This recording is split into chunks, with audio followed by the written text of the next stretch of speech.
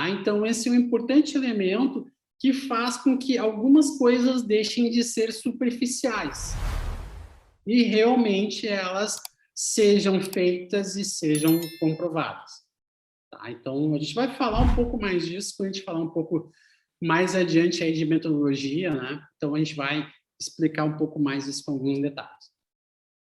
Fora isso, tá? Outro ponto que também é relevante é o maior poder aí para as autoridades de supervisão, né? Então, olhando aqui para o Brasil, a gente tem a ANPD, a Autoridade Nacional de Proteção de Dados, e ela vai, além dela poder ajustar a legislação, a própria LGPD, ela pode auditar as empresas, ela pode também ajustar condutas, ela pode recomendar. Então, a própria autoridade, ela nasce com um poder, e às vezes até um poder um pouquinho legislativo, né, sobre a ótica aí do direito, na questão de poder ajustar, fazer ajustes às leis que facilitam, né, e ao facilitar, elas também entram nesse conceito de balcão único, tá? Aquele one-stop shop. Ou seja, eu se sou operador ou se sou controlador, né? Se eu sou um prestador de serviço de uma empresa que está me fazendo prestar serviço aqui, operador, controlador. Lembrando o conceito rápido, né? O operador, ele responde, né, ao colaborador, ele faz o que o controlador pediu para ele fazer, né? Então, ele responde ao controlador. E o controlador é o principal responsável pelo tratamento dos dados pessoais. Então, na autoridade, eu sendo controlador, eu sendo operador, eu posso tirar eventuais dúvidas sobre questões ligadas a riscos, né, diretamente com a Autoridade Nacional de Proteção de Dados. Ela pode ser também consultiva sobre esse aspecto. Isso aí não é um assunto que ainda está amadurecendo no nosso mercado, porque a gente enxerga a Autoridade Nacional de Proteção de Dados somente com um papel fiscalizador dela. Esse é um dos papéis dela, tem outros, mas a gente consegue, então, fazer essa centralização, né, de tudo que a gente precisa em torno da ANPD. A ANPD, ela vai ter que se estruturar, e ela já está fazendo isso. Ela está buscando parcerias com a Secretaria de Defesa do Consumidor, a Senacom, os PROCONs, Ministério Público do Distrito Federal, naquele grupo que principalmente é focado em proteção de dados. Então, assim, ela também está ganhando corpo, né, ao se juntar com outros órgãos fiscalizadores, reguladores, mas ela, por si só, vai poder dar todo o respaldo, né, dentro desse conceito de balcão único.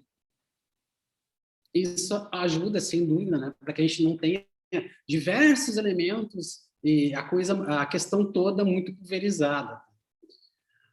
Outro ponto que também é importante é que é a questão da aplicabilidade, né? No caso do GDPR aqui, né, e também a LGPD, é qualquer pessoa ou empresa que vise, né, os consumidores. Então, assim, ó, a questão do conceito de extraterritorialidade, tá? É outro ponto também que ajuda, né?